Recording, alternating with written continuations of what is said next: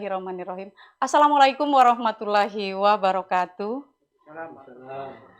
Pemirsa, jumpa lagi dengan kami Mandupa Official TV seputar edukasi untuk pendidikan gemilang. Pemirsa, di hadapan kami sekarang sudah hadir dua orang tamu istimewa. Selamat datang Bapak. Siapakah beliau? Kita sapa langsung ya.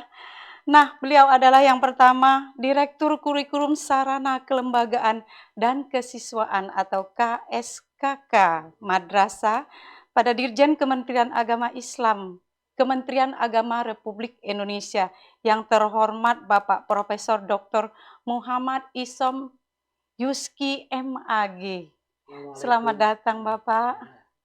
Iya. Selamat datang di Bumi Sriwijaya beserta Bapak Karo Hukum pada Kementerian Agama Republik Indonesia, Bapak Dr. Ahmad Bahid SHM. Selamat datang di Bumi Sriwijaya Bapak.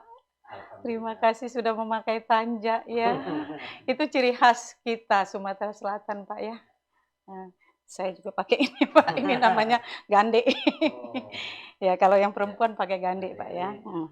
Kemudian yang kami hormati Bapak Haji Deni Priyansa, SAG MPDI selaku PLT, Kepala Kantor Wilayah Kementerian Agama Sumatera Selatan. Selamat datang Pak.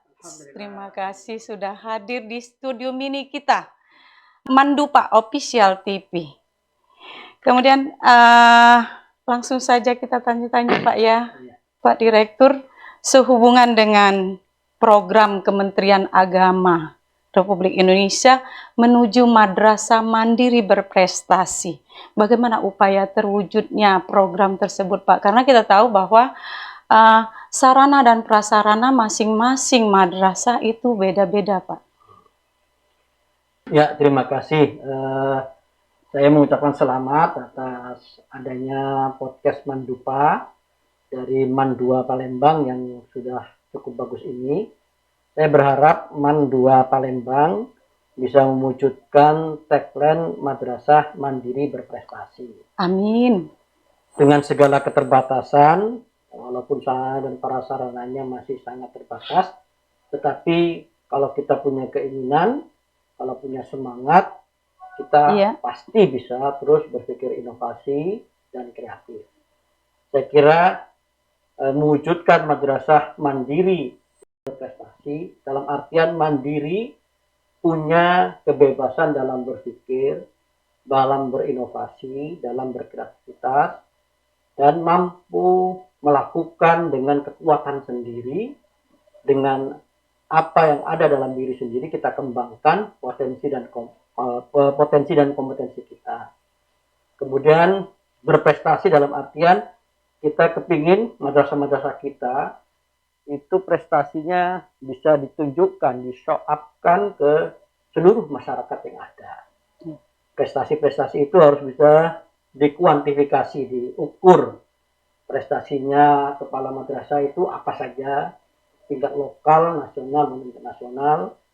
Prestasinya wakil kepala madrasah dan terus sampai kepada guru-guru dan siswa-siswi, itu prestasi-prestasi harus ada targetnya yang kuantifikasi yang bisa dihitung dalam 1 tahun, 2 tahun, 3 tahun dan seterusnya, sehingga madrasah mandiri berprestasi bisa mewujud secara nyata dan bisa disaksikan oleh kita semua.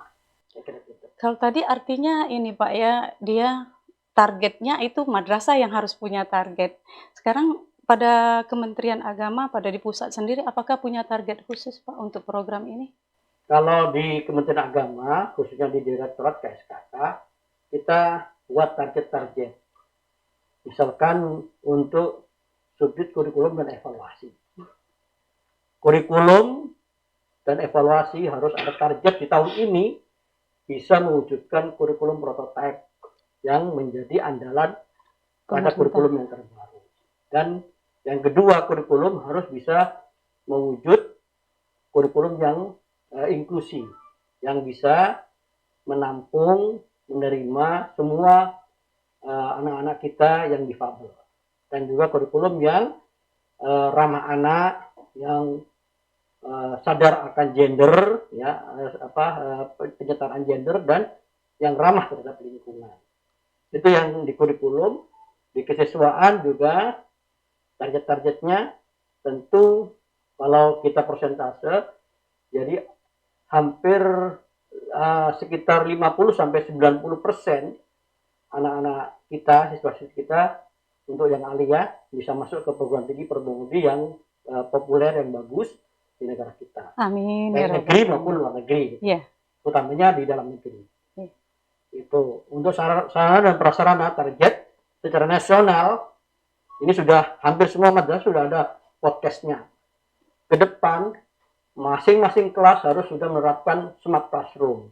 Karena kita tidak bisa kembali ke tahun yang 4 tahun sebelumnya karena mengikuti kita harus kemajuan zaman ya Pak ya. Nah, itu untuk yang sarana prasarana, tentu sarana prasarana kita nanti SBSN-nya itu harus memuat arsitektural keindonesiaan, keislaman, dan kearifan lokal.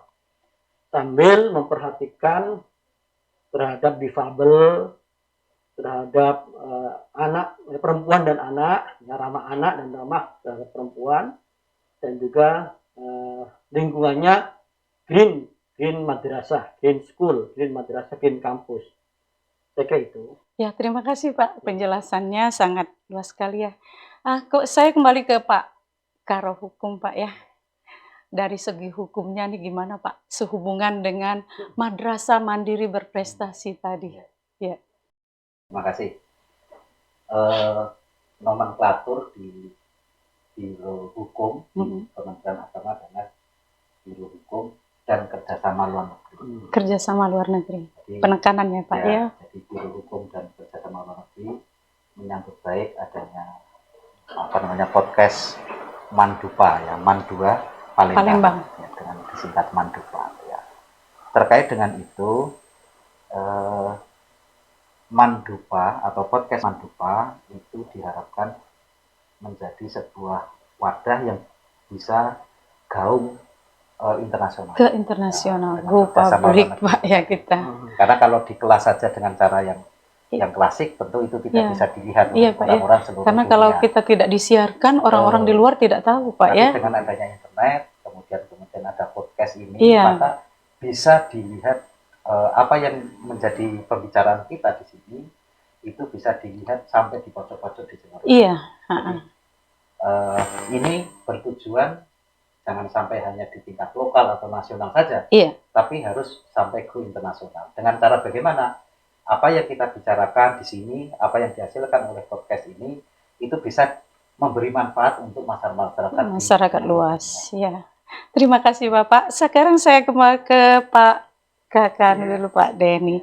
Dari segi kesiapan Sumatera Selatan menyambut madrasah mandiri berprestasi ini, gimana Pak? Dari segi SDM, sarana, prasarana, kita ada terobosan khusus atau bagaimana?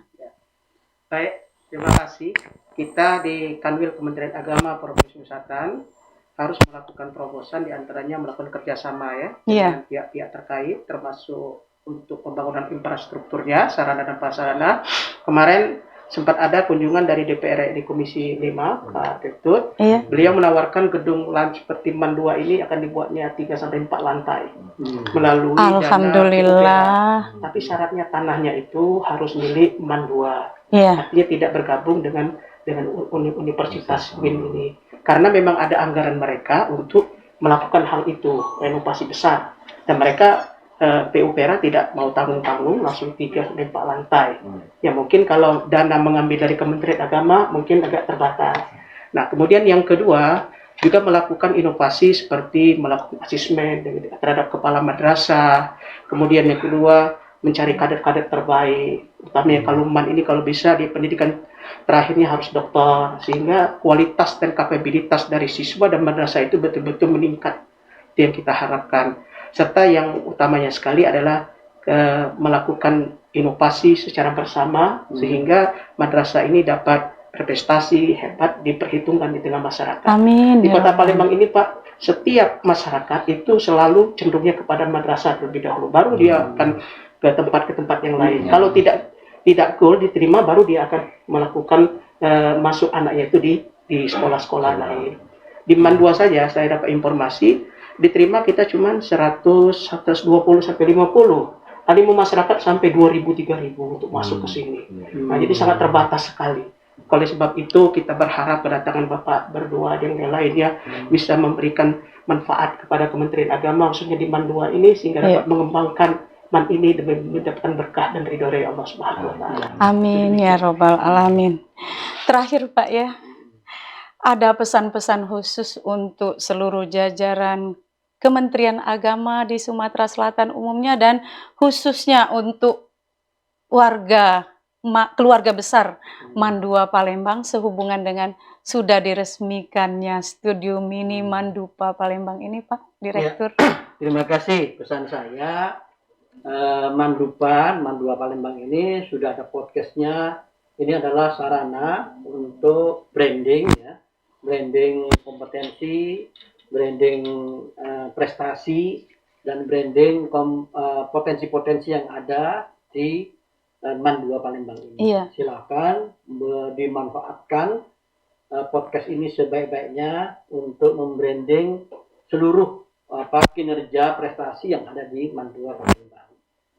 Dan saya semuanya harus merasa memiliki, merasa ingin mewujudkan MAN 2 ini dikenal oleh masyarakat dan hadir di tengah-tengah masyarakat. Iya. Kalau Pak Denny ada yang ingin disampaikan pesan-pesan khusus? Ya, harapan kita MAN 2 ini menjadi unggulan ya. Amin ya robbal alamin ya. Sehingga bisa bersaing dengan MAN 3. Iya, amin amin amin. Apalagi nanti pengembangan-pengembangan. Iya. Ya, kita berdoa saja semoga bisa bermanfaat untuk banyak umat dan khususnya mengangkat marwah Kementerian Agama. Amin ya robbal alamin. Terima kasih Bapak-bapak atas kesediaannya mampir di studio mini kita Mandupa Palembang yang baru diresmikan oleh Bapak Direktur beserta Bapak Kepala Biro dan Pak Kakanwil. Sekali lagi terima kasih atas kehadirannya meluangkan waktu di studio ini. Pemirsa, demikian bincang-bincang kita dengan Direktur KSKK Madrasah pada Kementerian Agama Republik Indonesia dan Bapak Kepala Biro Hukum pada Kementerian Agama Republik Indonesia beserta Bapak Kakanwil Kementerian Agama Provinsi Sumatera Selatan. Sekali lagi terima kasih atas kehadiran Bapak-bapak. Terima kasih juga atas perhatian Anda semua. Sebelum saya akhiri, jangan lupa like and subscribe. Terima kasih. Wassalamualaikum warahmatullahi wabarakatuh. Waalaikumsalam warahmatullahi wabarakatuh.